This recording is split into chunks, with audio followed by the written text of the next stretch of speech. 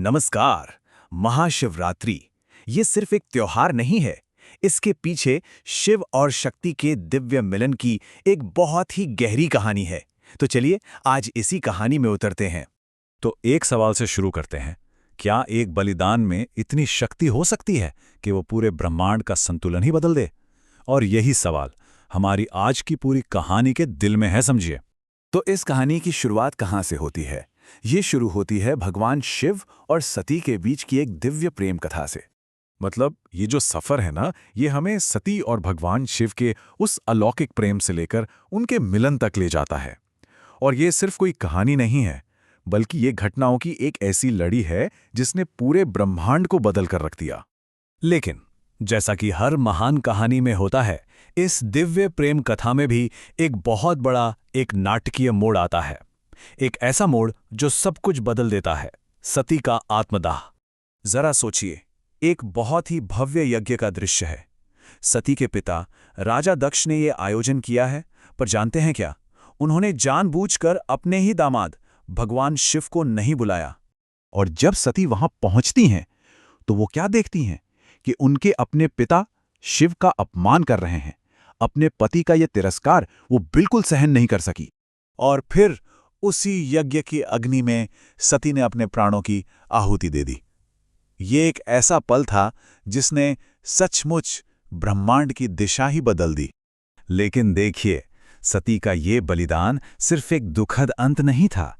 इसे उनकी अटूट भक्ति का शिखर माना जाता है, प्रेम की सबसे ऊंची, सबसे बड़ी अभिव्यक्ति। तो सती के बलिदान के बाद क्या हुआ? इसका असर सिर्फ शिव पर नहीं, बल्कि पूरे ब्रह्मांड पर पड़ा।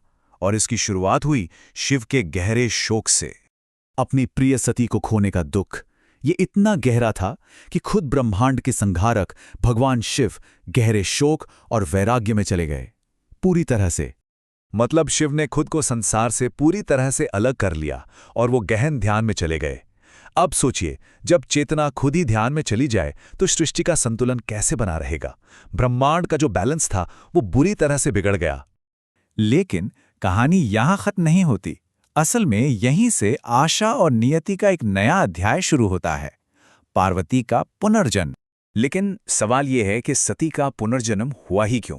वो इसलिए क्योंकि उनकी भक्ति इतनी शुद्ध, इतनी पवित्र थी कि शिव के साथ उनका जो बंधन था उसे शाश्वत माना गया। मतलब जो कभी टूट ही नहीं सकता।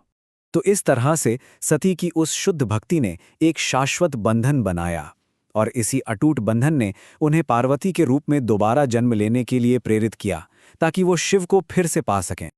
और यहीं हमारी कहानी अपने सबसे जरूरी मोड़ पर पहुंचती है, शिव और पार्वती के उस पवित्र मिलन तक, जिसका महत्व किसी एक के लिए नहीं बल्कि पूरे ब्रह्मांड के लिए था।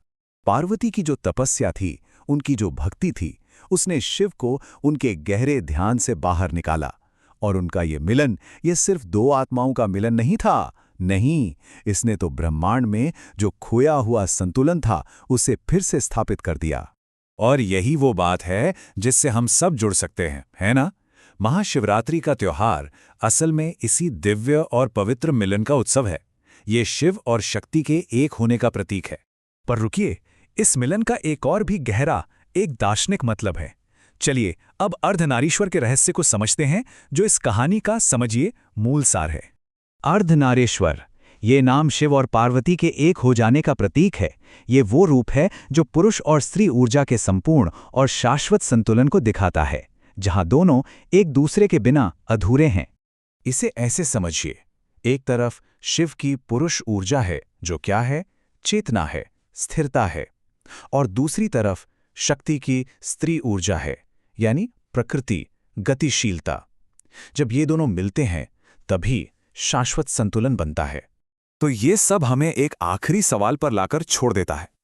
इस प्राचीन कथा में जो पुरुष और स्त्री ऊर्जा का संतुलन दिखाया गया है, वो आज की हमारी दुनिया में कितना जरूरी और कितना प्रासंगिक है।